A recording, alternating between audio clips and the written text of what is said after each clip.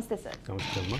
Sir చెప్పండి sir, Praneeth రావు కేసులో అయితే కీలక పరిణామాలు చోటు చేసుకుంటున్నాయి. అలాగే అయితే సంధ్యా గ్రూప్ వాళ్ళు కూడా అతని పైన, సంధ్యా గ్రూప్ శ్రీధర్ రావు పైన కూడా ఆయనను వేధించాడని కూడా తెలుస్తోంది. సాంబశివరావు ప్రణీత్ రావుతో కలిసి అయితే ఫోన్లు ట్యాపింగ్ చేయడం జరిగిందని తెలుస్తోంది. ఈ నేపథ్యంలోనే అయితే శ్రీధర్ రావు ఫోన్ కూడా ట్యాపింగ్ చేయడం జరిగిందని తెలుస్తోంది. అంటే ఇక్కడ నిన్న శ్రీధర్ రావు ఆల్రెడీ కంప్లైంట్ ఇచ్చారు. శ్రీధర్ రావు తరఫున ఆయన advocate Arun Kumar already complaint ఇచ్చారు. అయితే ఇక్కడ ప్రధానంగా గమనించాల్సింది ఏంటంటే ప్రణీత్ రావుకు సంబంధించి మనం మొదటి నుంచి మాట్లాడుతున్నట్టుగానే పలువురు వ్యాపారవేత్తల్ని, పలువురు జర్నలిస్టులని, పలువురు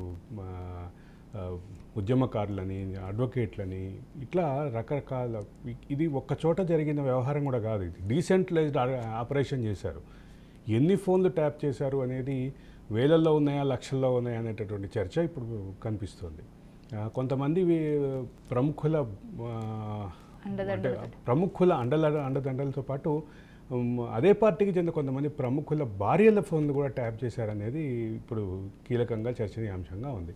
ఇది ఇట్లా ఉంటే అసలు ఈ అంశాన్ని మొదటి నుంచి కూడా మాట్లాడే క్రమంలో ఈ మొత్తం టీంని ఆర్గనైజ్ చేసినటువంటి ఐజీ ప్రభాకర్ రావు చుట్టూ వివాదం జరుగుతుంది.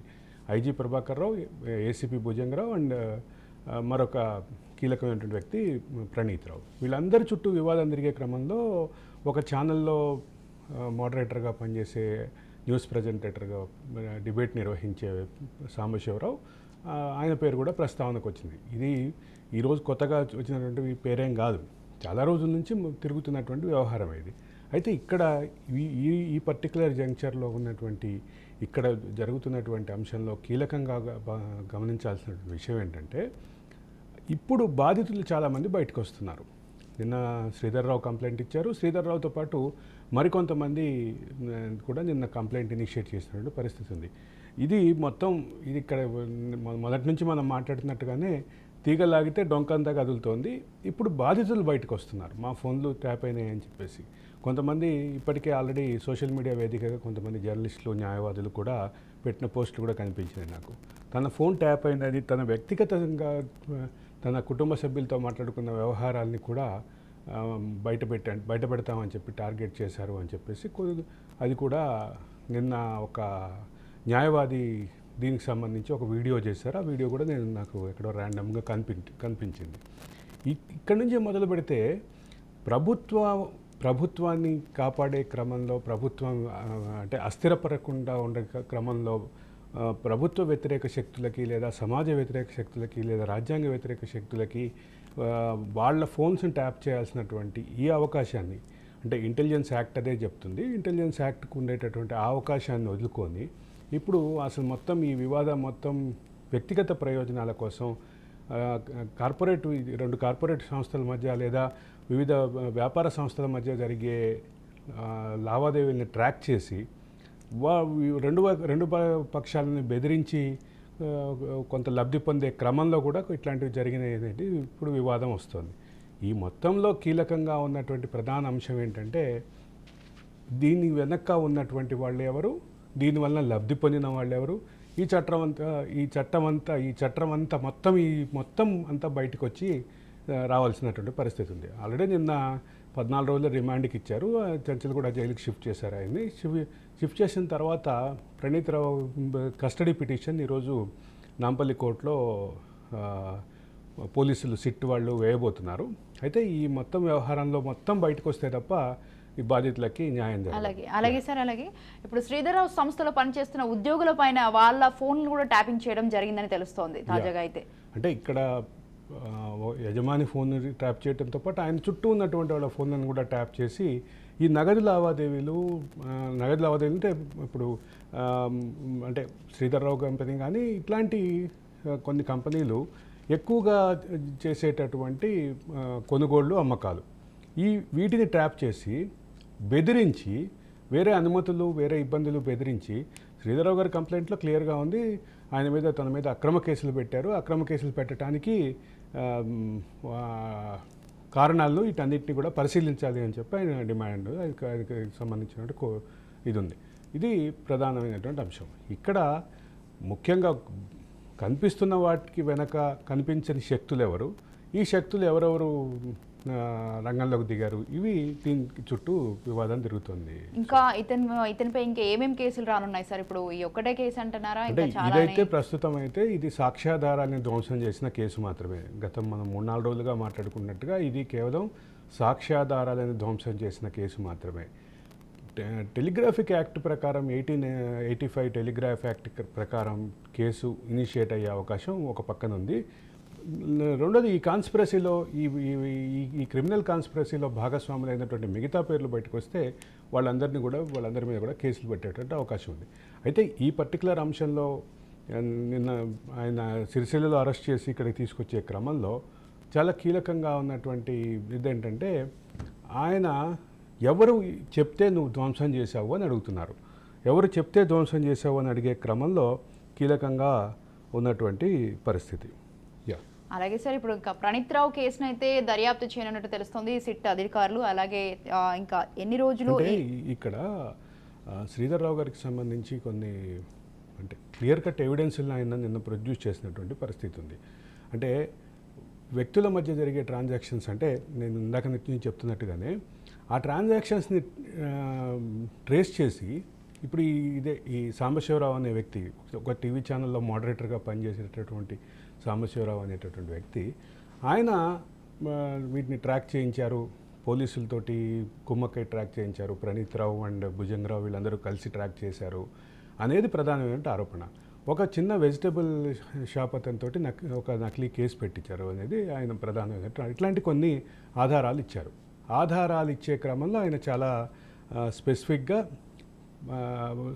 ఎలిగేషన్తో పాటు ఎలిగేషన్కి సంబంధించిన సబ్స్టాన్షియల్ ఎవిడెన్స్ కూడా ఇచ్చారు.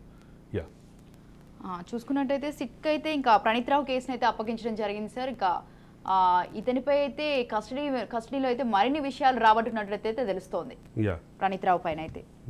అంటే ప్రణీత్ రావు వివాదం ప్రణీత్ రావు దగ్గర ఆగట్లా.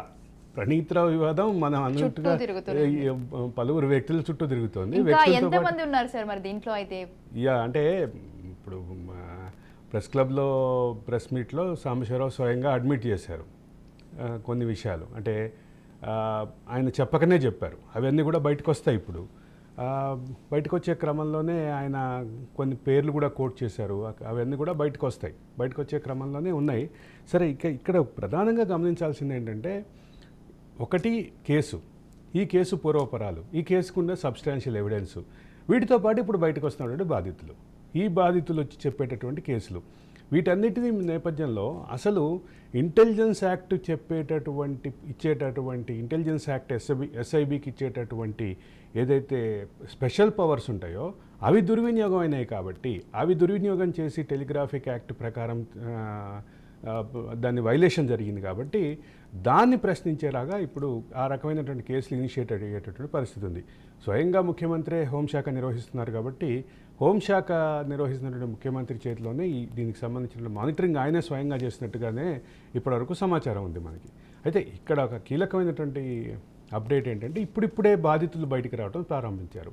నేను ఇందాకే చెప్పాను, ఒక అడ్వకేటు ఎక్కడో నాకు ర్యాండమ్గా కనిపించింది, ఆయన చెప్తున్నాడు, అంటే తనకి తన కుటుంబ సభ్యులకి జరిగినటువంటి ఒక చిన్న వివాదం లేదా చిన్న ఘర్షణని అది పెట్టుకొని మీ కుటుంబం పరువు బయటకు పెడతాము, ఇవన్నీ బయటపెట్టి నీ కుటుంబం పరువు తీస్తాము అని చెప్పి బెదిరించి ఆయన రాష్ట్ర ప్రభుత్వ రాజ్యాంగ వ్యతిరేక నిర్ణయాల మీద వేస్తాం అనుకున్న కేసుని విత్డ్రా చేయించేలాగా చేశారు అనేది ఆయన చేస్తున్నటువంటి అలిగేషన్. ఇట్లాంటి అలిగేషన్స్ చేసేవాళ్ళు అందరూ బయటకు వస్తారు. ఇప్పుడు బయటకు వచ్చే క్రమంలోనే ఈ వివాదాలన్నీ ఇది మరింత విస్తృతం అవుతుంది, మరింత చర్చకు వస్తుంది. స్వాతి, అలాగే సార్, ఇప్పుడు ఈ మాజీ డిఎస్పీ అయితే ప్రణీత్ రావు అయితే ఆయన పైన అయితే ప్రస్తుతం ఉన్న డిఎస్పీ అయితే కొన్ని సంచలన ఆరోపణలు చేయడం జరిగింది. ఆయన అయితే అడ్డదారిన అయితే ప్రమోషన్ పొందడం జరిగిందని తెలుస్తోంది. అలాగే అయితే గత బీఆర్ఎస్ ప్రభుత్వ హయాంలో అయితే పోలీస్ శాఖలో అయితే దొడ్డదారిన అయితే యాక్సిలేటెడ్ ప్రమోషన్ పొందిన నలుగురు అధికారులు అయితే ప్రణీత్ రావు కూడా ఒకరున్నారని తెలుస్తోంది. నలుగురు అధికారుల మీద ఆల్రెడీ విచారణ ప్రారంభమైంది, పోలీస్ శాఖ విచారణ ప్రారంభమైంది. అంటే ఇంకొక విషయం కూడా ఉంది స్వాతి. నిన్న నేను అడ్వకేట్ అరుణ్ తోటి కూడా మాట్లాడాము.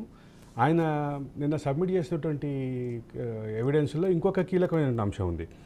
అక్టోబర్ 21, 2021 ఆ తేదీ రోజు ప్రణీత్ రావుతో పాటు ఇంకా కొంతమంది అధికారులు శ్రీధర్ రావు గారి పిఏని ఇంటెలిజెన్స్ ఆఫీస్కి పిలిచి మాట్లాడారు.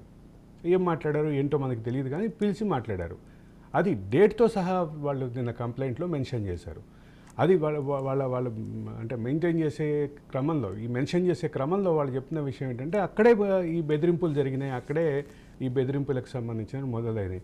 అసలు ఒక పక్క గవర్నర్ తన ఫోన్ ట్యాప్ అయిందన్నారు, కేంద్ర మంత్రి కిషన్ రెడ్డి తన ఫోన్ ట్యాప్ అయిందన్నారు, 2 ఎంపీలు ప్లస్ 2 జాతీయ పార్టీలకి రాష్ట్ర అధ్యక్షులు బండి సంజయ్ అండ్ రేవంత్ రెడ్డి వాళ్ళ ఫోన్ ట్యాప్ అయిందన్నారు. అటువంటి బాధితుల్లో ఒకరైనటువంటి రేవంత్ రెడ్డి ఈరోజు ముఖ్యమంత్రి పదవిలో ఉన్నారు, హోంశాఖని ఆయన నిర్వహిస్తున్నారు. కాబట్టి ఈ అంశం ఖచ్చితంగా దీనికి ఒక లాజికల్ కంక్లూజన్ ఇచ్చే వరకు రేవంత్ రెడ్డి వదిలిపెట్టారు అనేది నాకు అనిపిస్తున్నటువంటి అంశం. అయితే మళ్ళా చెప్తున్నా, ఇప్పుడు ఇంటెలిజెన్స్ యాక్ట్ ఇచ్చినటువంటి స్పెషల్ ప్రొవిజన్ని దుర్వినియోగపరచడం అనేది ఒక పెద్ద ప్రైమ్ అఫెన్స్, ప్రైమ్ క్రైమ్ అది. దాంతోపాటు అదనంగా ఉన్నటువంటిది ఏంటంటే వ్యక్తుల స్వేచ్ఛని హరించటం, వ్యక్తులకు ఉండేటటువంటి జీవించే హక్కుని హరించటం, ఇట్లాంటి చాలా విషయాలు ఉన్నాయి దీంట్లో. ఈ అంశాల ఆధారంగా ప్లస్ 1885 టెలిగ్రాఫ్ యాక్ట్ కూడా చాలా గట్టి చట్టం కాబట్టి ఆ మేరకు కూడా ఇది కొంత అంటే బలమైనటువంటి కేసులు మరిన్ని వచ్చేటటువంటి అవకాశం అయితే క్లియర్గా కనిపిస్తుంది. స్వాతి, అలాగే సార్, గత ప్రభుత్వంలో అయితే కావాల్సిన అధికారులకైతే చురుకుగా వ్యవహరించిన వాళ్ళకైతే ప్రమోషన్స్ ఇచ్చారని తెలుస్తోంది. అందులో అయితే మావోయిస్టులతో ముడిపడిన ఆపరేషన్లో అయితే ఎవరైతే చురుకుగా వ్యవహరించారో వాళ్ళకైతే ప్రమోషన్లు ఇచ్చారని గుర్తు చేశారు.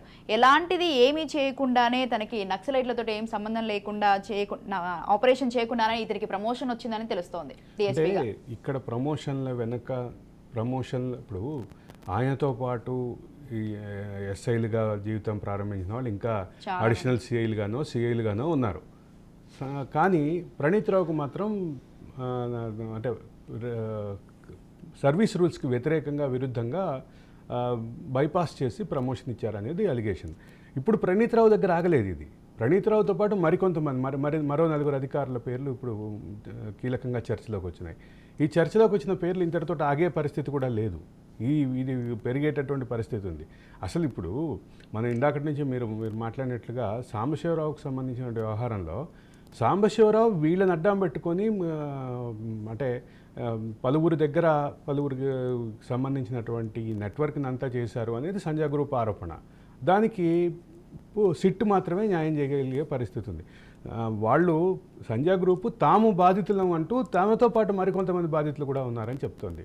తమ ఫోన్లను ట్యాప్ చేశారు, తమ లావాదేవీలని ట్రాక్ చేశారు, అంటే తాము కొనాలనుకున్నటువంటి ప్రాపర్టీసు లేదా తాము అమ్మాలనుకున్నటువంటి ప్రాపర్టీసు కొనేవాళ్ళని అమ్మేవాళ్ళని వీళ్ళందరినీ భయభ్రాంతుల్ని గురి చేసి స్వయంగా తమ చైర్మన్ మీద తమ ఎండీ మీద కేసులు పెట్టి వీళ్ళని ఇబ్బంది పెట్టి భయభ్రాంతుల్ని క్రియేట్ చేసి మొత్తం ఇమేజ్ డ్యామేజ్ చేశారు. ఇదంతా ఒక చట్టంలో జరిగింది. ఈ చట్టం బయటికి రావాలనే నిన్న ఇచ్చినటువంటి పిటిషన్కి సంబంధించినటువంటి అంశం. స్వాతి, డిఎస్పీ ప్రణీత్ రావుతో కలిసి అయితే తనపై అయితే 40 డిఎస్పీ ప్రణీత్ రావుతో కలిసి అయితే సాంబశివరావు అయితే 40 ఫోన్లను ట్యాప్ చేయించారని అయితే సంధ్యా గ్రూప్ శ్రీధర్ రావు అయితే అనడం జరుగుతుంది. సో దీనిపై అయితే అతనైతే ఫిర్యాదు చేయడం జరిగింది. అంటే ఇక్కడ వాళ్ళ ఫిర్యాదులో చివరి భాగంలో చివరి భాగంలో చెప్పింది ఏంటంటే ఇది ఇక్కడితో ఆగదు, చాలామంది ఉన్నారు, చాలామంది బాధితులు ఉన్నారు, మమ్మల్ని కూడా చాలా ఇబ్బందులు పెట్టారు, మాతో పాటు ఉన్నటువంటి బాధితులందరికీ న్యాయం జరగాలంటే దీని మీద సమగ్ర విచారణ జరగాలి, దీన్ని గత ప్రభుత్వ హయాంలో జరిగినటువంటి వైలేషన్స్ వీటన్నిటి మీద పూర్తి విచారణ జరగాలి అనేది సంజయ్ గ్రూప్ కోరుకుంటోంది.